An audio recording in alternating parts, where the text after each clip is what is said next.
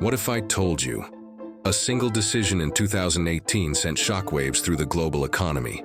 It wasn't a war, it wasn't a market crash, it was a tax. Donald Trump slapped tariffs on China, and the effects were felt from your iPhone to your grocery bill. But why did he do it? What actually happened behind the scenes? And most importantly, did it work? Today, we're breaking down Trump's tariffs on China in simple terms so you can understand the strategy, the impact, and the lessons.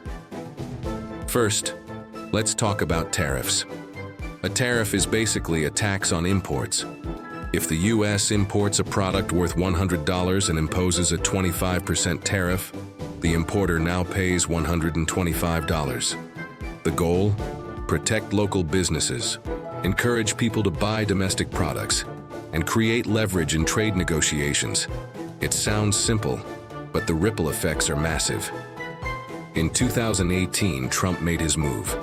He hit China with a 25% tariff on $50 billion worth of goods. Then he doubled down, expanding tariffs to over $360 billion worth of Chinese products. Why? He accused China of unfair trade practices, intellectual property theft, and currency manipulation. He also wanted to reduce America's massive trade deficit with China. But China didn't sit quietly. They retaliated with tariffs on American products like soybeans, cars, whiskey, and even pork. The consequences were immediate. Farmers lost buyers, manufacturers faced higher costs, consumers paid more for everyday goods. It became clear this was a full-blown trade war. Here's an important point. Tariffs don't just hurt the other country. They hurt the economy imposing them too. American companies importing Chinese parts had two choices: raise prices for consumers, or absorb the cost and lose profit. Everything from electronics to furniture, clothing, and even basic household items quietly became more expensive. Some companies started moving production out of China to countries like Vietnam, Mexico, and India. This was the start of what economists call economic decoupling, a shift that is still happening today. So, did the tariffs work? It's complicated. The trade deficit didn't drop dramatically. Many studies show that American businesses, and ultimately consumers, carried most of the cost, but the tariffs did give the US leverage. In early 2020, the US and China signed the Phase 1 trade deal.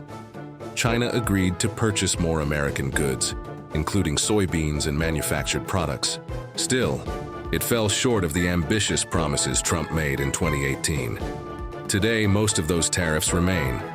Even under the Biden administration, they haven't disappeared. Why? Because this isn't just about trade balances anymore. It's about technology, national security, global power, semiconductors, artificial intelligence, electric vehicles. The trade war shifted from a tax strategy to a strategic tool in the global economic rivalry between the US and China. Let's break it down one last time. Trump's tariffs didn't fix the trade deficit the way he promised, but they changed the rules of global trade. They forced companies to rethink supply chains. They reshaped markets and even influenced the cost of everyday goods. In other words, they were a game changer, for better or worse. So what do you think? Were Trump's tariffs a smart power move or an expensive gamble? Drop your thoughts in the comments. I want to hear what you think about the trade war and its impact on your life. And if you like these deep dives into the world of money, markets, and economics, hit that like button and subscribe for more videos. Don't forget to turn on the notification bell so you never miss an episode of Neural Net Worth.